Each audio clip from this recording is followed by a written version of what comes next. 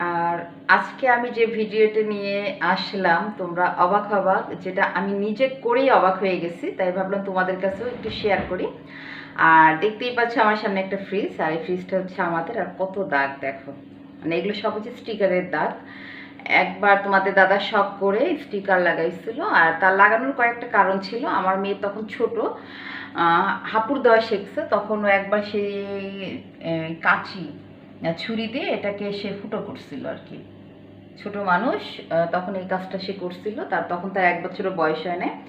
এই জন্য তোমাদের দাদা ভাবলো যে অনেকের ফ্রিজ দেখছে জং পরে নষ্ট হয়ে যায়, তাই ভাবলো তোমাদের দাদা সে সুপার গ্লু দিয়ে আটকাই দিল যেন জংটা না পড়ে, কিন্তু স্টিকার লাগাই দিছিল। তা যেমন হয় আর কি, 3-4 বছর পর সেই স্টিকারটা উঠে যায়।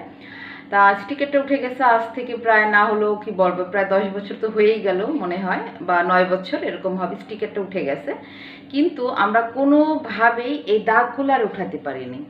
এই দেখো, এই দাগগুলো উঠাতে পারিনি। তাই আজকে হঠাৎ দাদাগিরি দেখছিলাম আমি।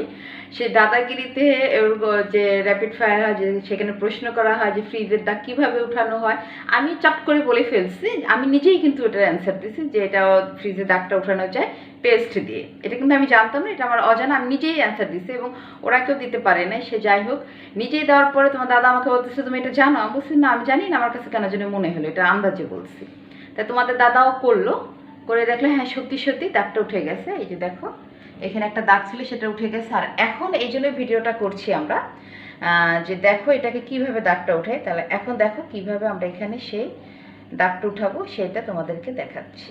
দাঁড়া, দাগটা যে আছে দেখলেই পাচ্ছ। আর এখন কি করবো সেটা একটু দেখো। তোমাদের দাদা সে একটা কোলগেট পেস্ট নিল, আর এই যে হাতে ঢালছে। আর একটু ঢালো নিতুর বাবা, দেখাও। হ্যাঁ, এই যে হাতে ঢালছে, ঢেলে এখন ওইখানটা যেখানে দাগ সেখানে লাগাবে, লাগাই দাও।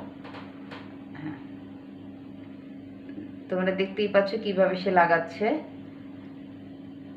এই দেখো, ঠিক এইভাবে কত মিনিট লাগাতে হবে সেটাও তোমাদেরকে জানাচ্ছি। ঘন্টাখানেক লাগাই রাখলেই হবে। ঘন্টাখানেক? অত টাইম লাগবে? ঘন্টাখানেক লাগাইছিলাম এর আগে। ও হ্যাঁ, এর আগেরটা আসলে আমরা 1 ঘন্টার মতো লাগাই রাখছিলাম। কাজও তো হয়েছে ভালো। হ্যাঁ, কাজও ভালো হয়েছে, তোমাদের ইচ্ছা আর কি।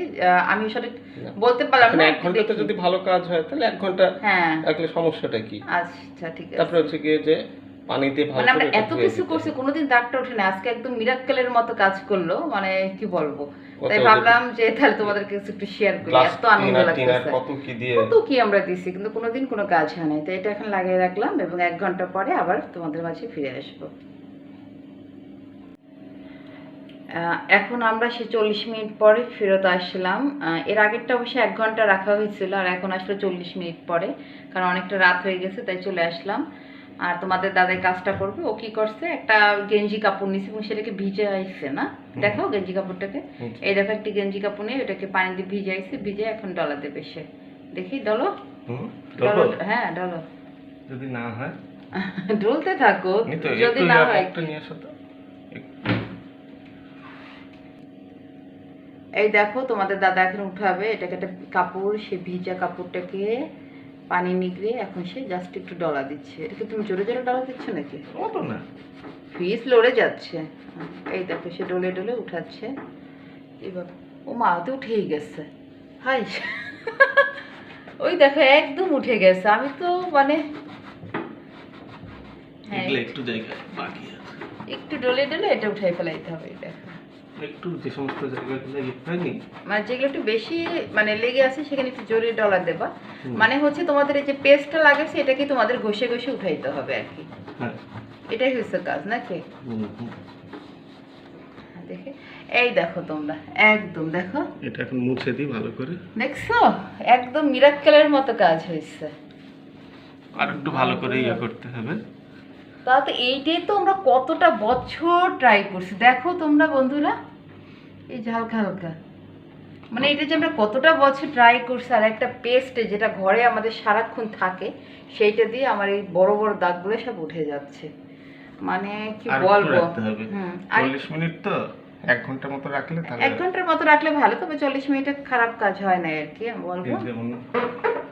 এই যে এগুলা হচ্ছে কি যা একটু পেস্টটা রেখে দিতে হবে একটু বেশি সময় নিয়ে। তার পুরোটা যখন পরিষ্কার হয়ে যাবে তোমাদেরকে দেখাই দেবো, ঠিক আছে?